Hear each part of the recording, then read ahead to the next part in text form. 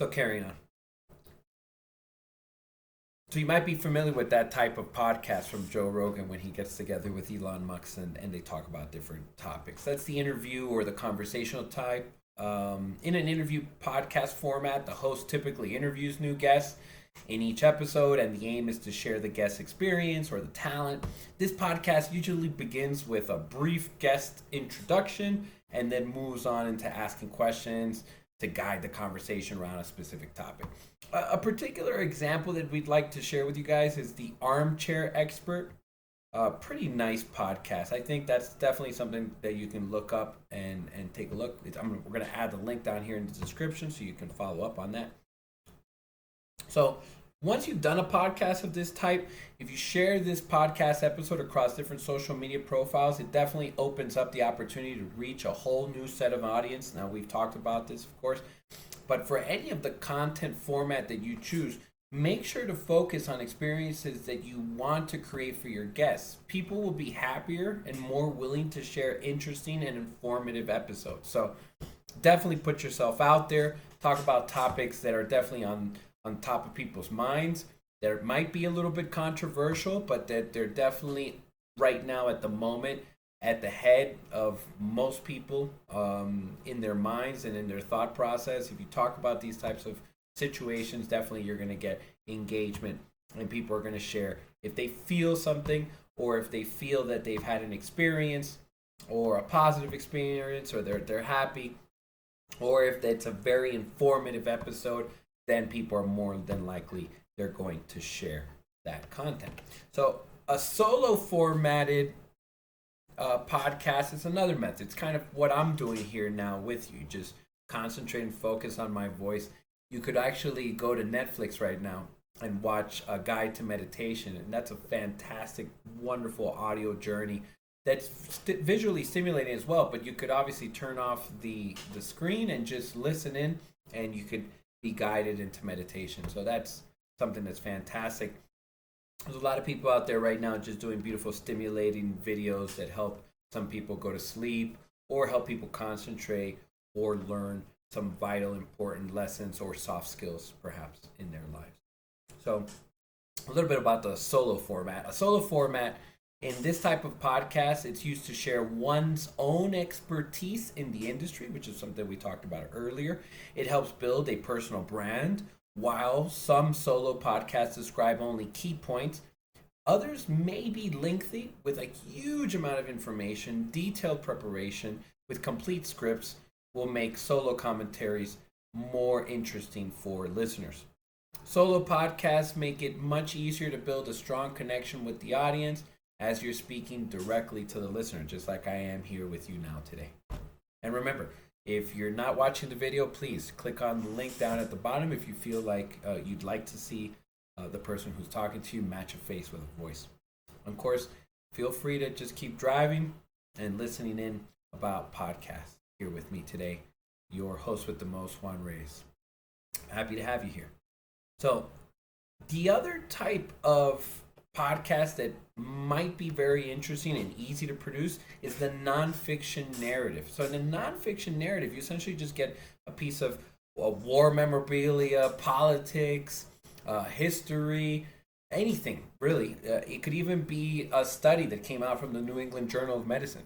Recent studies about COVID or vaccines, anything you want to really read about and turn into an audio format for the person who's listening. So the person might be driving their car, they're driving on I-95 in their Audi, and they don't have time to sit there and read about this new COVID, study. Might be a doctor, an immunologist, and they might be very interested in this new particular research that's come out, but doesn't have the time.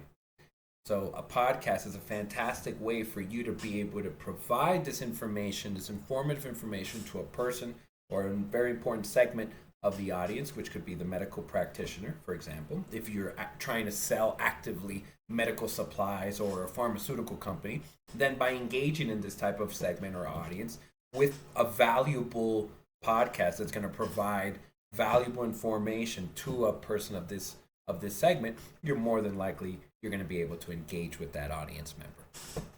So the nonfiction narrative. A nonfiction narrative type of podcast supports different forms of storytelling. Those who like reading stories will love storytelling podcasts. In this format, each storytelling episode is structured as a narrative. In certain cases, multiple episodes are joined together to form an expansive narrative. Here's an example from This American Life, which I love on NPR. I hope you guys also watch it and listen to it. One of the most popular storytelling podcasts. So the story that they share here is But I Did Everything Right, which is a fantastic podcast. I'm going to share the link in the description so you guys can go out and see that, listen to that, in NPR. I'm pretty sure you've heard NPR. If you're listening to this podcast now, you've heard NPR. Fantastic place. They were doing it before the internet was even around.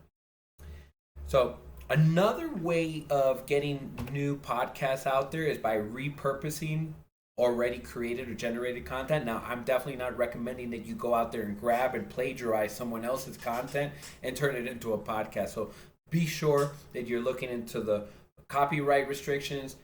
Don't infringe on anyone's intellectual property. Got to put that out there in the disclaimer. Definitely you want to be careful with that. But if it's historical information that is very, very old, it's typically public knowledge, or it is under the Public Commons license, which allows you to use a lot of this content. A good guide is Wikipedia, so if the information's on Wikipedia, more than likely you're able to share that content yourself or repurpose it in such a way.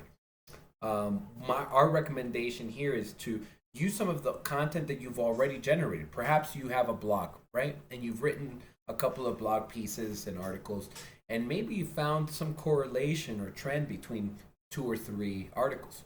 You might be able to match those or mix those together and generate a new podcast based off of that content. You could also maybe be a photographer and have taken a series of beautiful images. And for people who perhaps are blind, you could generate a beautiful podcast that would describe the images that you took, opening up a world of imagination to people, and also in a way providing a beautiful social service that I think is very endearing to the majority of the public. I know myself, for example, I would be interested in somebody doing something like that. I think it would be very nice and thoughtful for people who perhaps are blind. We would probably even be interested in donating to a person who would do such a beautiful humanitarian act, altruistic act. So that's a kind of a few ideas of a repurposing content. Here's what we wrote about that. So the podcast content is repurposed in such a way that the content contains the same message but is delivered in a new and creative way. Repurposing old content helps reach new listeners and thus maximize your podcast content. Being an experienced digital marketing agency providing services for diverse industries, we create audio podcasts out of our blogs that reflect our expertise in the industry. And we're going to share with you down here in the description a couple of those podcasts that we produce over here at MOS, Managed Outsource Solutions, and also at MedResponsive, our sister company for SEO agencies and digital marketing. So yeah, we're going to share those links with you. For example, we have a wonderful podcast, which is the effective local SEO strategies for construction businesses, for example. So if you have a construction business, we have some really great SEO strategies for you. So why podcasts are popular, I think we've been able to definitely make that very clear to you, but we're going to go into a little bit more of the psychological details around why they're so popular in a moment. Let's stop here, and we'll be carrying on in a moment with part 3 of this fantastic podcast. I hope you've enjoyed it so far. Please feel free to leave your comments, your remarks down in the bottom. Looking forward to hearing from you. We love engaging and interacting with our audience. Looking forward to hearing back from you in part 3. Don't go anywhere.